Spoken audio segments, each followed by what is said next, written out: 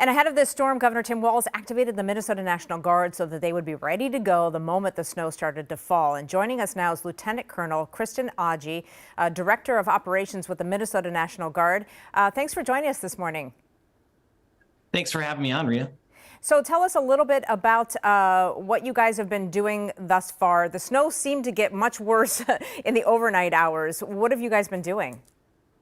Well, ever since the governor issued the executive order, we've been preparing most of our 58 facilities across the state for potential service as a warming shelter for stranded motorists. So we push a warning order out to our formations, make sure that they are coordinating with the county emergency managers to ensure that we're prepared to provide that support. Additionally, we've brought on 13 service members to serve in a state active duty role to help stranded motorists, potential stranded motorists, with some of our small unit vehicles that are tracked, that are able to get out to those stranded motorists and bring them back to safe armory locations.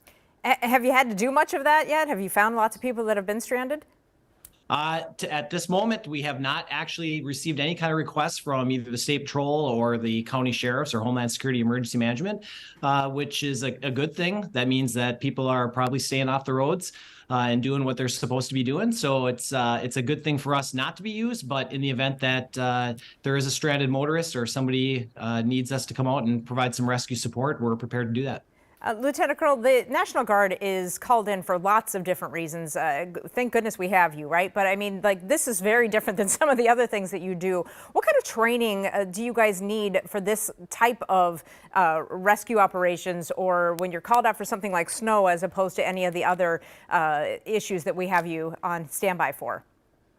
Well, the biggest training that we do is with those small tracked vehicles that are capable of carrying 10 to 15 passengers in them.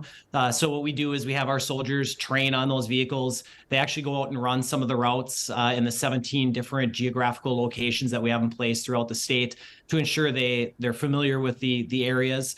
And then also some first aid training in the event that they come upon some motorists that they may need some care.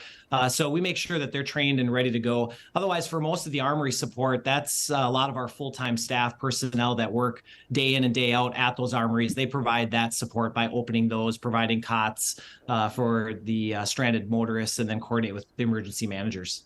Also, Minnesota's a pretty big state. How long would it take you to get to any part of it, if need be? Well, it depends on where a stranded motorist could be located. Again, we only have 17 of those vehicles. So we work with the counties, and we work with Homeland Security Emergency Management to decide at the beginning of the year, based on historical search and rescue operations that we've performed, where to locate those vehicles. And then in certain cases, like for instance, in preparation for this snowstorm, we've provided a lot of support to the Olivia area in the past. So we've moved extra vehicles to those locations in the event that we have more stranded motorists than vehicles capable of providing that rescue support. So a lot of coordination effort, but we're prepared to respond when needed. You know, I've been working here at KARE 11, I don't know, 156 years now, maybe, but I don't ever remember the National Guard being called out for a snowstorm. Is this unusual? It felt unusual to me, but, I just don't know historically how that's worked. Typically, we'll have 2 to 3 activations. Most of the time, it's just armory support to open them up for stranded motorists when they shut down interstates or county highways, just places for stranded motorists to go overnight until they can get the roads back open. But this year, the most recent activation that we had was the 23rd, 24th of December, right before Christmas Eve there, where we actually performed 2 rescue operations in the Olivia area and 9 rescue operations in the Albert Lea area. Wow. That's fascinating. Well, hopefully we can embed with you and get some of that video and show the public what great work that you guys are doing. Not that they don't already know that. Lieutenant Colonel, we really appreciate all your hard work, and we hope that all your teams stay safe out there. Thank you, Rita. All right. Thank you.